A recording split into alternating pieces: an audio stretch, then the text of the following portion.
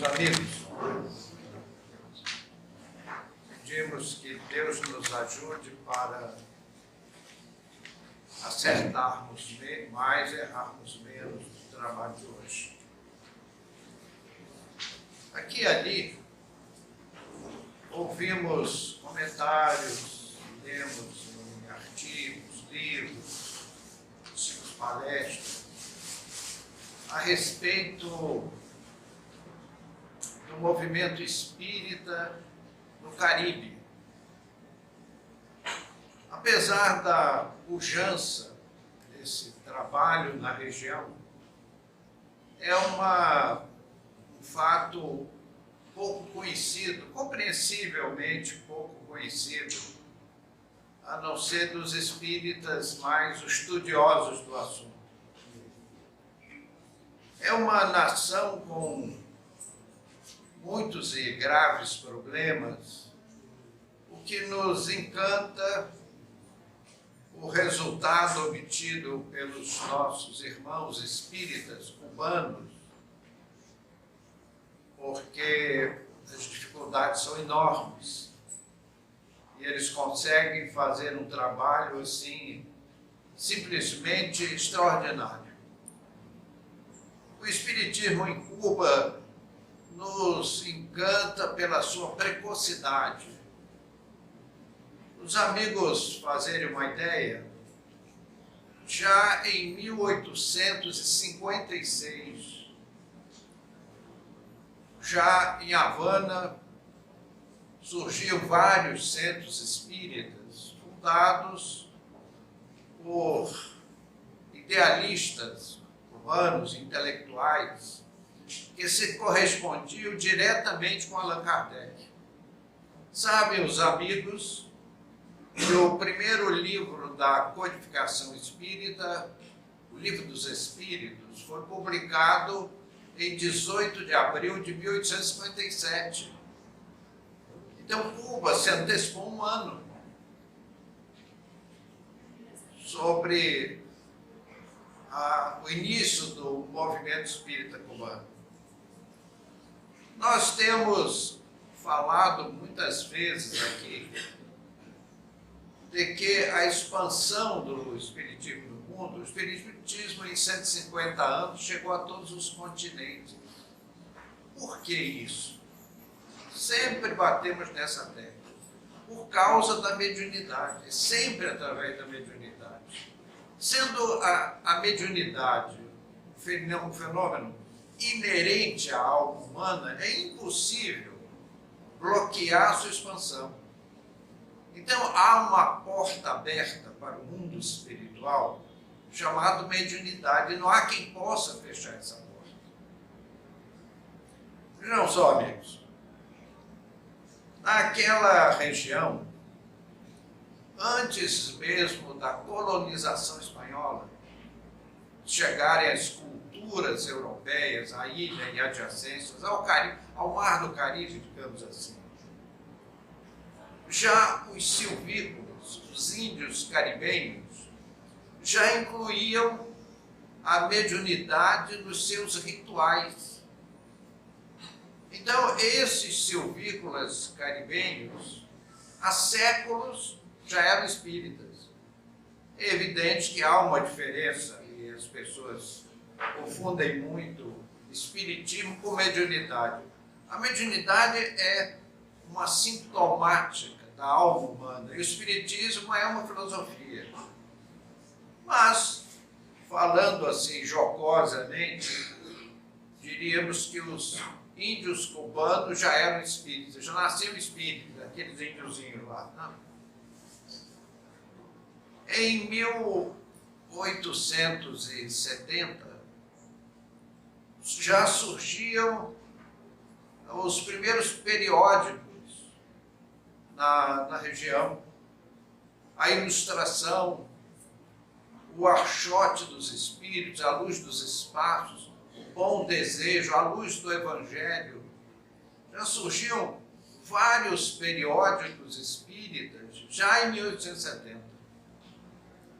Para os amigos se admirarem mais ainda, em 1880, perdão, 1888, foi realizado em Barcelona, na Espanha, o primeiro Congresso Espírita Internacional. Primeiro. E nesse congresso, Cuba enviou representantes de 500 espíritas.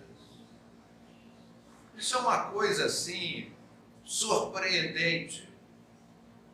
E mais alguns detalhezinhos que vamos comentando em seguida.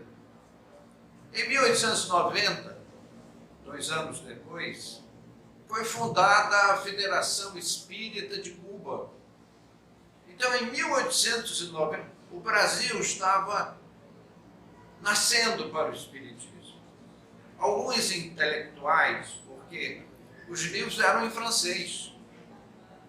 Então, se alguém quisesse ler um livro espírita, e só existia a codificação de Kardec, tinha que ler francês. Então, era uma coisa para intelectuais. Entretanto, em 1890 já se fundava a Federação Espírita de Cuba com 23 centros espíritas filiados. E a federação tinha como finalidade unir os espíritas, os centros espíritas, e divulgar a doutrina. Em 1936, os cubanos fizeram uma coisa que mundialmente só foi feita muitos anos depois. Eles criaram o Conselho Superior de Espiritismo, que era um órgão que reunia as figuras mais destacadas, mais elevados intelectuais do movimento espírita.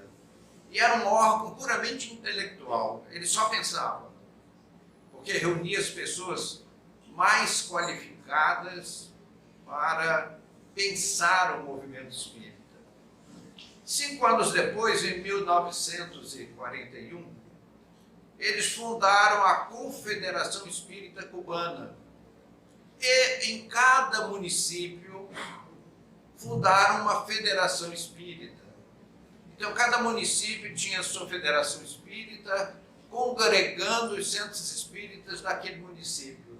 E essas federações eram congregadas pela Confederação Espírita Cubana. Foi um exemplo assim extraordinário que foi copiado pelo mundo. Em 2009, recentemente, a Cuba se filiou ao SEI. SEI é Conselho Espírita Internacional. Quem não sabia, saiba. O Conselho Espírita Internacional é o órgão mais avançado, é o órgão superior do movimento espírita mundial. Então, meus amigos, o movimento espírita está muito bem organizado no mundo. Então, por um lado, uma organização primorosa. Por outro, a mediunidade vai despertando as pessoas. E é interessante que começa a despertar pelas pessoas mais cultas. Aquelas pessoas que estudam outras línguas e acabam encontrando o fenômeno mediúnico com a filosofia contida nas obras espíritas. Em 1920, foi realizado em Cuba o primeiro Congresso Espírita de Cuba. Eles chamam Grande Congresso. Eu estou me esforçando para falar em português, não em espanhol. Desculpe. É o Grand Congress. O Congresso Espírita Cubano, o primeiro, em 1920, ele reuniu quase 700 delegados. Foram mais de 1.000 participantes. E a organização foi um primor. Isso em 1920. Entre 1935 e 1963, foram realizados 26 grandes congressos espíritas em Cuba. Isso deu uma divulgação formidável ao movimento espírita na região. Eu fiz 2 palestras em datas diferentes e tive a satisfação de ter no auditório assistido palestras a alguns cidadãos cubanos. Então é uma ingenuidade admitir-se que o espiritismo em Cuba não tenha assim um retrato perfeito da doutrina. Eles são muito organizados nesse aspecto. Em 1941, surgiram as primeiras estações de rádio transmitindo programas espíritas. Aqui em São Paulo, se nós quisermos ligar o nosso rádio numa emissora transmitindo programa espírita, teremos dificuldades. Mas lá em Cuba, eles tinham vários programas espíritas. Em 1941, fantástico. Como eles puderam organizar esse trabalho. Em 1942, eles fundaram um hospital espírita, a Clínica das Almas, com fins humanitários. Naturalmente, o nome não seria muito próprio para os nossos dias atuais. Mas naquela era uma época diferente. E outro detalhe, a organização, os feitios na época, tinham certas diferenças e obedeciam à cultura local. Como nós dissemos anteriormente, os índios cubanos praticavam a mediunidade. Em 1957, na principal praça pública de Havana, foi erigido um busto de Allan Kardec em bronze, em homenagem ao codificador. Então, o espiritismo em Cuba é um espiritismo absolutamente autêntico. É uma expressão que não cabe, mas tipicamente kardecista. Em 2001, o governo cubano rendeu-se a uma evidência e tornou o espiritismo religião oficial do Estado. Passou-se a ter uma liberdade da prática espírita em toda a nação. E um detalhe, foi feita a liberação, que é uma coisa muito difícil para o entendimento dos governantes cubanos. Os espíritas internacionais, os trabalhadores do espiritismo internacional, tiveram o seu passaporte liberado para entrar em Cuba e realizar os trabalhos espíritas, levar a cultura internacional para o espiritismo em Cuba. Meus amigos, isso é uma coisa assim surpreendente. E nós brasileiros não temos assim informações muito perfeitas. Mas Cuba é extremamente fechada. Os pentecostais americanos não passam nem na alfândega, porque eles são recebidos até com hostilidade, porque o governo cubano, e como devem ser todos os governos, são laicos, eles não têm cor religiosa, mas aderiram praticamente ao espiritismo. Você tem no governo cubano 2 facções, aqueles que são muito ligados ao militarismo, e que são radicais, marxistas, leninistas, e aqueles outros que são mais sociais, mais humanitários. Esses são espíritas. Então, pasme uma coisa. Esse ano de 2011 foi realizado o 27º Congresso Espírita Cubano. Quem organizou o Congresso? O governo cubano, que é laico e pela filosofia política, eles são materialistas, eles são negativistas do ponto de vista espiritual. Mas por que razão o Espiritismo teve essa aceitação? Por causa da mediunidade. Aqui e ali eu me refiro a algum fenômeno mediúnico que acontece na casa de pessoas de uma certa evidência e que a pessoa acaba se tornando espírita surpreendentemente. Citei aqui já várias e várias vezes o caso de um amigo turco. Vocês já imaginaram? Um turco que mal fala a nossa língua, um próspero comerciante. O turco sabe descobrir onde é que está o dinheiro, né? E sempre arranja um jeitinho de chegar lá. E esse amigo nosso, repentinamente, a sua filha despertou uma ostensiva mediunidade, nos encantando a todos, e ao papai principalmente. A papai. Não é o papai, a papai. Então, meus amigos, em Cuba nós temos esse fenômeno.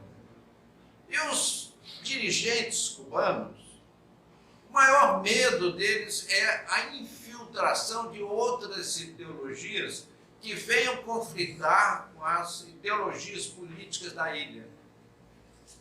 E examinando o Espiritismo, eles convenceram rapidamente que o Espiritismo é apolítico. Ele é apolítico. O Espiritismo não cogita de valores políticos.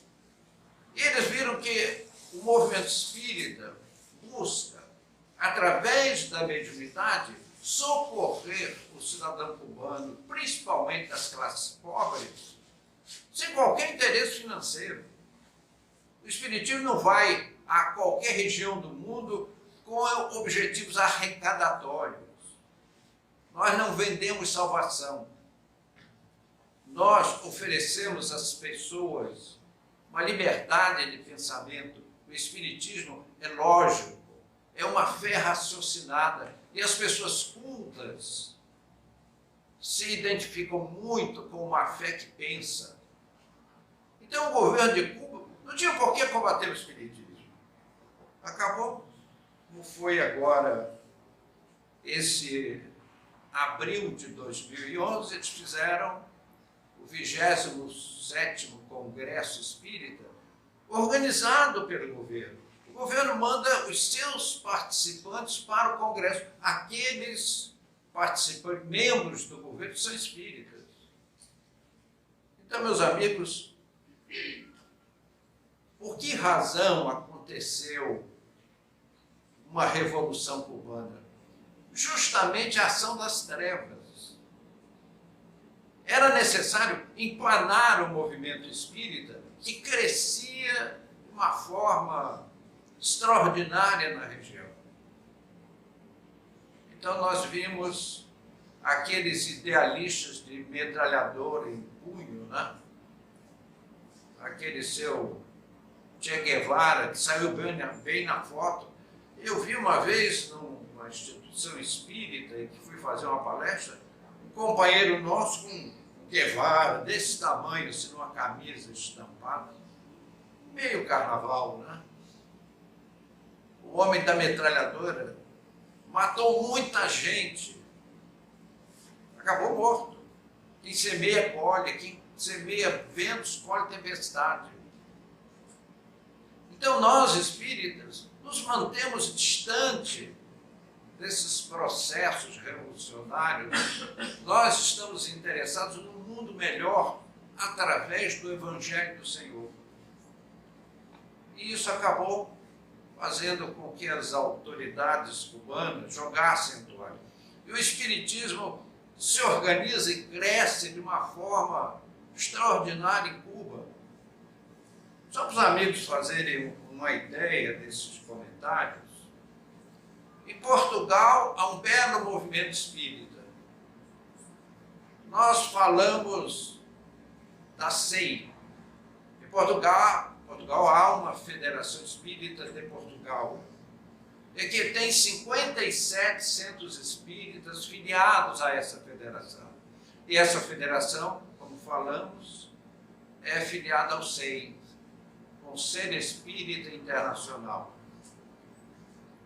Cuba, agora em 2009, se inscreveu, se incluiu no SEI também. Portugal tem 57 centros espíritas. Para os amigos fazerem uma ideia, em Cuba tem centros espíritas legalizados, oficiais, segundo as leis cubanas. São 537 centros espíritas. Portugal tem 57. A Espanha tem 84. Tem a sua federação e 84 centros espíritas, porque é um país que é Portugal algumas vezes. Cuba tem centros espíritas oficialmente legalizados, 535, e outros tantos não legalizados, que são organizações que estão, por serem pequenas, por serem menores, elas ainda não se legalizaram segundo as leis do país. É uma coisa assim extraordinária, como uma ilha tem quase 1000 centros espíritas. Nós estamos evitando falar daqueles cubanos ilustres para não personalizarmos os nossos comentários. Mas o espiritismo cubano influencia até os Estados Unidos, porque, especialmente na Califórnia, vivem muitos cubanos. Muitos já casaram com americanos, tiveram filhos americanos, ganharam a nacionalidade americana, aquele famoso green card. Estão alguns muitos com cidadania americana e que ajudaram em muito o crescimento do espiritismo nos Estados Unidos. Hoje nós já temos na América uma instituição, uma organização que faz as vezes de uma federação espírita americana, que congrega os centros espíritas nos Estados Unidos, copiando o modelo cubano. Então, meus amigos, como o Cristo fez do Caribe, do Mar do Caribe, daquelas ilhas, uma semente para o mundo em termos de espiritualidade, as trevas nos deram a Revolução Cubana. Em Cuba, as dificuldades são muito grandes. Para cercear a penetração na região de outras ideologias, lá não é como aqui. Por exemplo, você vai aqui na esquina, tem uma banca de revista, uma banca de jornal. Ali você tem tudo. Tudo que é publicação, jornais, revistas, livro, tudo. Cuba tem um cuidado enorme com isso. Não há gráfica, só há uma gráfica que imprime um jornal do Partido Comunista Cubano e que é distribuído fartamente com o povo. Então, quem quer ler alguma coisa só pode ler através daquele jornalzinho. Livros, nem pensar. É quase impossível conseguir-se livros em Cuba. É só aquele material de uma divulgação socialista, marxista, para manter o regime na ilha, e nós espíritas não temos nem queremos ter absolutamente nada como isso. O espiritismo é avesso à política. O espírita, como cidadão, deve cumprir com seus deveres políticos, mas não como espírita. Como cidadão brasileiro, nós espíritas sugerimos às pessoas que cumpram as leis brasileiras e todos os estatutos oficiais. Seja uma pessoa perfeitamente legalizada no território nacional. Obter-se livros em Cuba é quase impossível. E o movimento espírita se divulga, se expande através do livro. O maior recurso de expansão do espiritismo no mundo é o livro espírita. Então, meus amigos, nós somos abençoados. Eu entrei aqui, ali em cima do balcão, muitos livros à venda, mais atrás, uma portentosa biblioteca a custo zero. E em todos os centros espíritas, em todo o território brasileiro, há uma biblioteca espírita à disposição dos interessados a custo zero. Então, como obter-se livros em Cuba? O próprio governo dificulta. A ministra de Estado, a ministra do governo cubano, Caridad Diego, ela tomou a frente e fez um apelo à CEI, Comissão Espírita Internacional, e pediu que o CEI conseguisse livros para Cuba. Eu achei isso assim encantador, um ministro de Estado se esforçar pessoalmente por resolver esse problema no movimento espírita. E o CEI nos fez rogar. Eles conseguiram arregimentar doações de 14 mil livros editados em espanhol, porque lá em Cuba se fala o very good Spanish. Eles adoram, eles chamam o vero, e o vero, que é o dólar. Eles gostam do dólar, mas falam espanhol. Então o CEI conseguiu 14 mil volumes. Aí os amigos dizem, então foi assim, encheu os centros espíritas de livro. Não.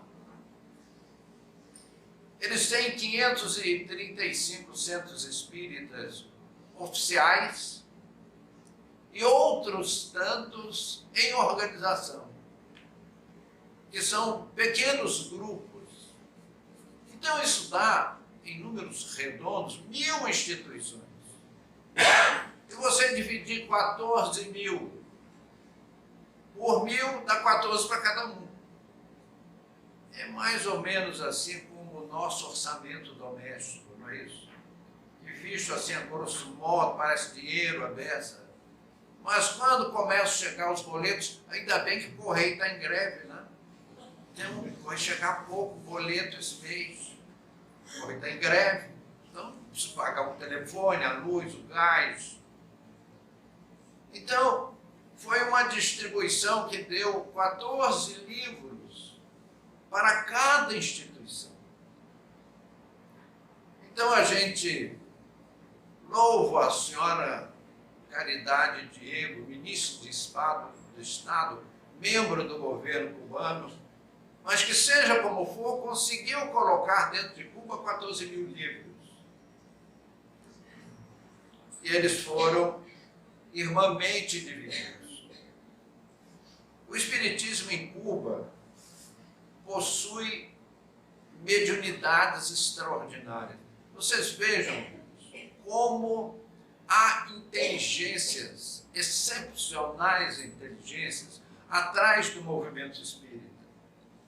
Aqui no Brasil, imprimir um livro é a coisa mais fácil do mundo, desde que você tenha os originais. Por isso que veio o Chico Xavier a nos trazer quase 500 livros. E em Cuba não tem nenhum médium psicógrafo. Vocês veem o bom senso da espiritualidade? Diz o ditado que para o bom entendedor um pingo é um discurso. Eu acho um pouco de exagero, né? Eu acho um pingo é um discurso, mas na minha terra diz isso. Os cariocas dizem que um pingo, para o bom entendedor, um pingo é um discurso. Então veja, amigos, a gente olha o movimento espírita cubano, qual é a prática mais acentuada da mediunidade em Cuba? É a mediunidade de cura. Porque o governo lá não tem dinheiro. Eles fizeram um Estado rivalizado, fizeram um país comunista na América Latina, onde a cultura é tipicamente americana. Então o país ficou numa situação econômica e financeira muito difícil. E ainda se fecha a porta aos livros, porque através do livro podem chegar doutrinas políticas diferentes da instituída no país, a peso de sangue, com a metralhadora e as granadas, se estabeleceu uma nova nação. E eles lutam com dificuldades enormes. Você vai, o cubano tem aquela cadernetinha, ele não ganha salário, ele ganha um crédito aquele livrinho. Então você vai num depósito, que seria para nós aqui algo como um supermercado, e leva a cadernetinha. E quase não tem nada lá. Então você tem que pegar o que tiver e o funcionário dá baixa na caderneta, agora só volte aqui o mês que vem. Mas eu estou levando só isso. Vire-se, meu amigo. É por isso que eles amam o verde que eu me refiro ao dólar, né? Eles amam o verde.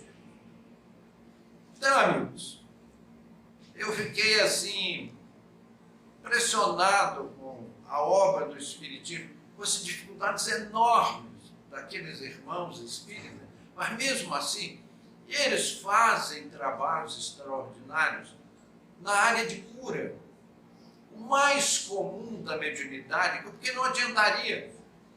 Aí que nós vemos que há uma inteligência atrás, porque poderiam ter magníficos médicos psicólogos, mas que não aconteceria nada. Os manuscritos não tem nem papel para escrever, nem lápis. Então seria um trabalho inútil.